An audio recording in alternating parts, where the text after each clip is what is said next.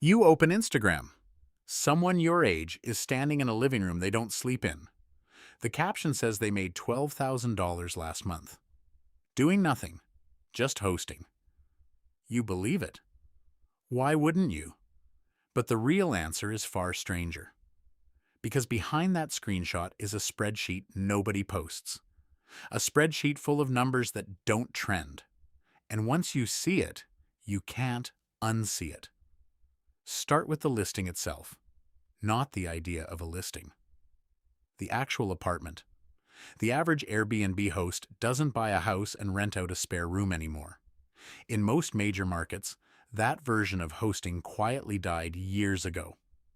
What replaced it is closer to a small hotel business, run by one exhausted person with a laptop and a group chat full of cleaners. So, picture the unit. A two-bedroom condo, priced at $400,000 in a mid-sized city. A 20% down payment is $80,000, gone before a single guest checks in. Furnishing it to Airbnb standard, the kind that photographs well, costs another $15,000 to $25,000. Not because furniture is expensive, because it has to survive strangers. Here's the part nobody puts in the caption. A regular renter treats furniture like it's theirs, even when it isn't. A guest treats it like it's already broken. Sofas get stained within months. Mattresses get replaced yearly instead of every 7 to 10 years. Remote controls disappear. Blenders die. This isn't pessimism. It's math the industry already ran. A 2017 study out of Boston University, led by economist Georgios Zervas, tracked how Airbnb listings actually behaved once they scaled past a single spare room. What he found was blunt. The listings that looked most like informal home sharing barely moved hotel revenue. The listings that looked and functioned like small hotels were the ones reshaping the market, and they carried hotel-style costs to match. Depreciation, turnover, staffing. The romantic version of hosting was already the exception, not the rule. So what does a month actually cost once the couch is bought and the keys are cut? Start with the mortgage, if there is one, on that same $400,000 unit. A mortgage payment lands somewhere around $2,200 a month. Then property tax. Then a landlord insurance policy, which costs significantly more than a standard homeowner policy, because insurers know exactly what strangers do to a property. Then the fees you don't think about until they arrive. HOA dues, if the building allows short-term rentals at all, which fewer and fewer do. Utilities, all of them, because guests don't pay separately for electricity the way a tenant would. Wi-Fi fast enough to survive 4 different laptops streaming at once. Restocking soap, coffee, toilet paper, dish detergent, every single turnover. Cleaning is where the math quietly breaks for a lot of hosts. A professional turnover clean runs somewhere between $80 and $150 depending on the city. Now imagine a 2-night average stay. That's not one cleaning fee a month. That's 10, 12, sometimes 15. Multiply it out, and cleaning alone can eat more of the revenue than the mortgage does. Then there's the platform itself. Airbnb takes roughly 3% from the host, but the guest also pays a service fee on top, which pushes total prices up and quietly suppresses how much a host can charge before guests start clicking away. Price too high, and the algorithm buries the listing. Price too low, and the math never works in the first place. Now think about the version of hosting that doesn't even involve owning anything. It's called rental arbitrage. Someone signs a long-term lease on an apartment, furnishes it, and relists it on Airbnb for more than they're paying their own landlord. No down payment, no mortgage. It sounds like the loophole everyone's been waiting for. Except the landlord almost always has to say yes first, in writing, and most standard leases explicitly forbid subletting on short-term platforms. Get caught doing it without permission, and the eviction isn't a slow process.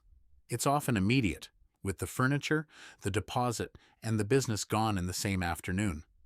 The hosts who make arbitrage work are usually running 5, 10, 20 units at once, with a property manager, a lawyer who reviews every lease, and enough cash reserve to survive a single bad month. It is not a side hustle. It is a logistics company wearing a cozy Instagram filter. Here's the twist almost nobody expects walking in. The single biggest threat to a host's income isn't a bad guest, it's regulation. Cities have watched this unfold in real time. New York effectively banned most short-term rentals under 30 days in 2023, requiring hosts to register and be physically present, which erased an enormous share of listings almost overnight. Data from AirDNA showed active listings in the city collapse by more than 70% within months. Paris, Barcelona, Amsterdam all moved in the same direction, capping the number of nights a unit can be rented or banning new licenses entirely. Why? Because cities started noticing something uncomfortable. When enough apartments get pulled out of the long-term rental pool and converted into short-term ones, rent for actual residents climbs. A widely cited working paper from researchers at NYU and USC found that a 10% increase in Airbnb listings in a neighborhood was associated with a measurable rise in local rents. Not huge on its own, but multiplied across thousands of neighborhoods, it was enough to turn city councils against the very platform they once welcomed.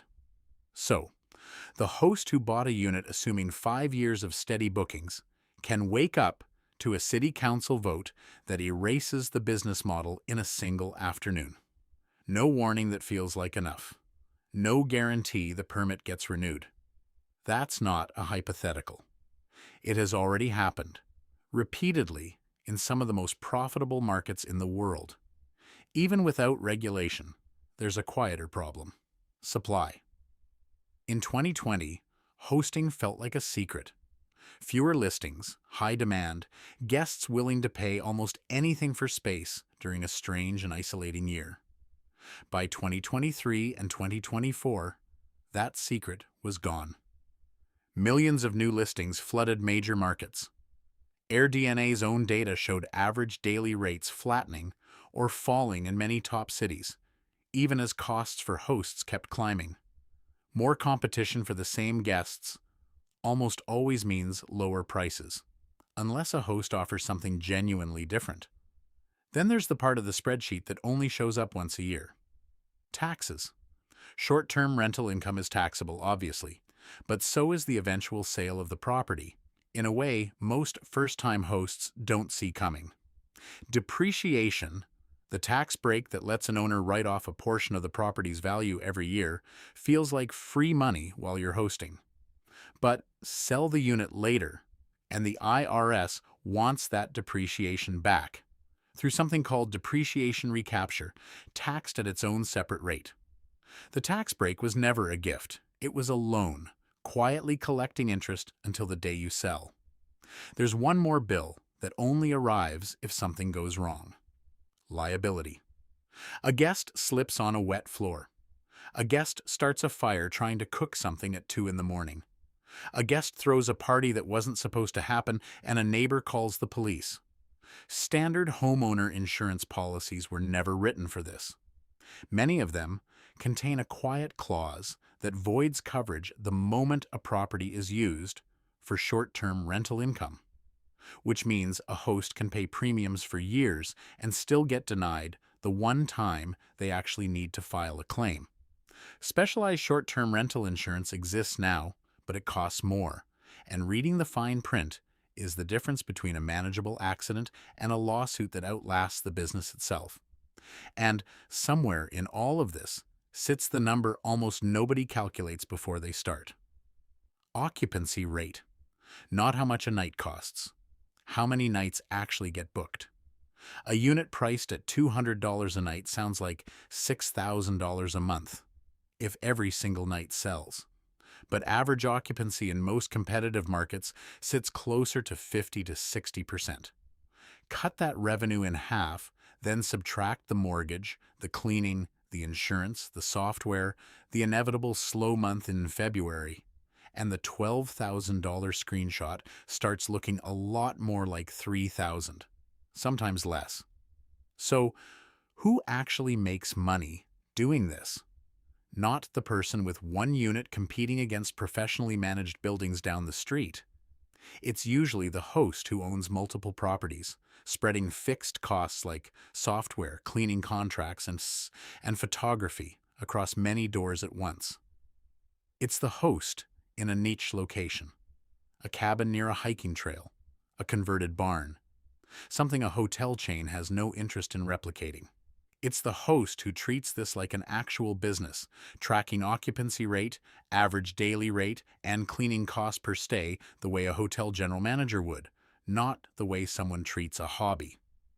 Everyone else is often subsidizing their own guests without realizing it, covering the mortgage with revenue, sure, but quietly eating the depreciation, the vacancy weeks, the emergency plumber at 11 at night, out of their own pocket, and calling the difference profit because it never showed up as a line item. None of this means hosting is a scam. It means hosting is a business, and businesses have overhead that influencers rarely show. The listings that work are run with the same discipline as any small company. The ones that fail usually fail for the same reason most small businesses fail. Someone fell in love with the revenue number and forgot to subtract the cost. Which brings it back to that screenshot, $12,000 in revenue. Not profit. Revenue. Before the mortgage, before the cleaner, before the new mattress after a bad guest, before the insurance premium, before the month the city changes its mind about what's even legal. You weren't looking at income. You were looking at half of a spreadsheet, and somebody decided you didn't need to see the rest.